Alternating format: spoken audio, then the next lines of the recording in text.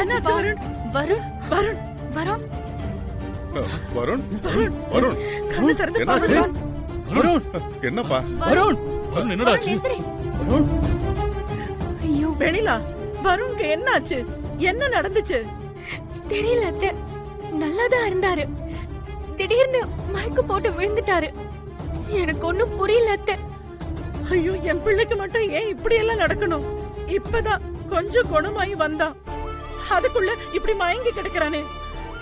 கடவுளே, நாங்க யாருக்கு என்ன கெடுதல் பண்ணோம்? ஐயோ கடவுளே, எங்களை ஏன் இப்படி சோதிக்கிற?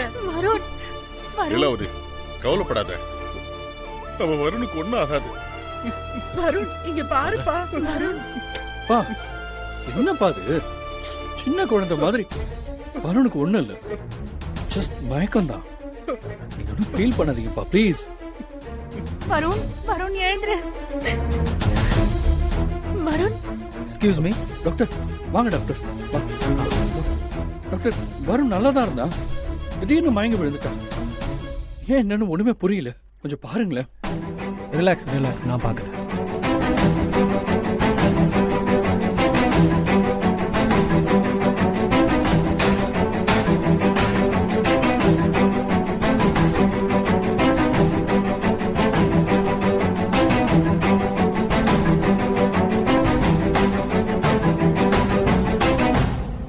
வருணுக்கு என்னாச்சு டாக்டர்? எதுவும் சீரியஸ் இல்லையே? கொஞ்சம் சீரியஸாக தான் இருக்காரு.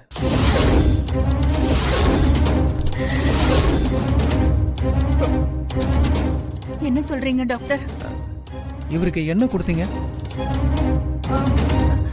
நாங்க எதுவும் புதுசா கொடுக்கல, வழக்கமா கொடுக்கிற சாப்பாடு தான். இல்ல, அவருக்கு வேற என்னமோ கொடுத்துருக்கீங்க, அதனால தான் அவருக்கு ஃபுட் பாய்சன் ஆயிருக்கு.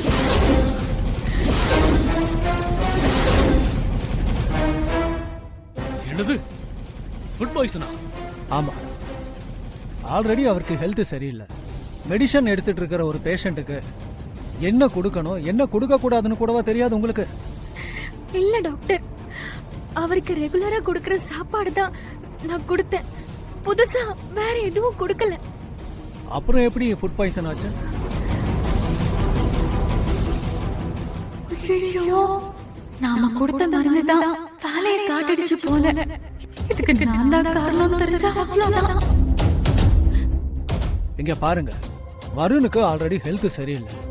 இந்த மாதிரி சமயத்துல அவருக்கு தேவையில்லாத ஃபுட்டோ அல்லது மருந்தோ கொடுக்க கூடாது. அதனாலதான் அவருக்கு இப்படி ரியாக்ஷன் ஆயிருக்கு. சொல்லு, எதுக்காக இப்படி பண்ண? சொல்லுடி, ஏன் இந்த பவுடரை கலந்த? அத்தை, நான் வேணும்லாம் இப்படி பண்ணல. என் தங்கச்சி லைஃப் நல்லா இருக்கணும், அவளும் வரணும், ஒன்னும் சேரணும் தான் நான் அந்த பவுடரை மிக்ஸ் பண்ணேன். ஆனா இவ்ளோ பெரிய பிரச்சனை ஆகும் நான் நினைக்கல அத்தை. ஏய், வாய மூடுறி. உன் தங்கச்சி வாழ்க்கை நல்லா இருக்கணும்னு என் பையன் உயிர் கூட விளையாடுவியா? இல்ல அத்தை, சத்தியமா வருணுக்கு இப்படி நடக்கும்னு எனக்கு தெரியாது. என்ன தெரியாது? ஏற்கனவே வருணுக்கு உடம்பு சரியில்லைன்னு தெரியும்ல, அப்படி இருந்தா எதுக்காக இப்படி பண்ண? எதுவா இருந்தாலும் இந்த மாதிரி கேவலமான வேலை பண்றதெல்லாம் தப்பு. இந்த குடும்பத்து பொண்ணுக்கு இப்படி ஒரு புத்தி வரவே கூடாது. முதல்ல இங்க இருந்து கிளம்பு, கிளம்பு. அத்தை, அக்கா ஏதோ தெரியாம பண்ணிட்டா, இனிமே இந்த மாதிரி நடக்காது. ப்ளீஸ் அவளை மன்னிச்சிடுங்க. என்னது, இவளை போய் மன்னிக்கிறதா? என் பையனுக்கு ஏதாவது ஆயிருந்தா அப்பையும் இவளுக்காக மன்னிப்பு கேப்பியா? இன்னும் ஒரு நிமிஷம் கூட இவ இங்க இருக்க கூடாது. முதல்ல வெளியே போ. அத்தை ப்ளீஸ் அத்தை. வெளியே போடி. அத்தை போடின்னு சொல்லிட்டு இருக்க, வெளியே போ. நிறுத்துங்கம்மா.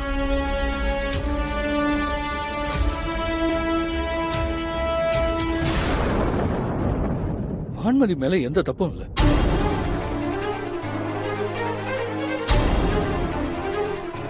கௌதம், என்னப்பா சொல்ற? ஆமாப்பா, இது எனக்கு முன்னாடியே தெரியும்.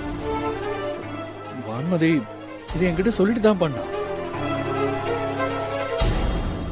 கௌதம். ஆமாம்மா,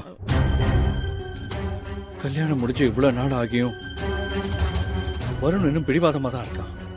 அவன் கூட வாழணும்னு ஆசைப்படுற வெண்ணிலாவை இன்னும் தன்னோட மனைவியை ஏத்துக்காம அவன் ரொம்ப கஷ்டப்படுத்திக்கிட்டு இருக்கான். இவங்க 2 பேரையும் எப்படியாவது சேர்த்து வைக்கணும் தான் நானும் வான்மதியும் சேர்ந்து இப்படி ஒரு பிளான் பண்ணோம். அறிவு இருக்காடா உனக்கு? வருணும் வெண்ணிலாவும் ஒன்னா வாழணும்னு எல்லாருக்கும் ஆசை இருக்குதா? அதுக்காக இப்படிதான் பண்ணுவீங்களா? கொஞ்சம் கூட யோசிக்க மாட்டீங்களா? கௌதம், ஏண்டா ஏண்டா அப்படி பண்ண? எதுக்காக இப்படி ஒரு கேவலமான வேலையை பண்ண? இதனால வருணுக்கு ஏதாவது ஆயிருந்தா நாங்க என்னடா பண்ணிருப்போம்? அக்கா விடுங்கக்கா, ஏதோ தெரியாம பண்ணிட்டாங்க. ஆனா இனிமே இந்த மாதிரி தப்பு இந்த வீட்ல நடக்க கூடாது. மீறி ஏதாவது நடந்துச்சு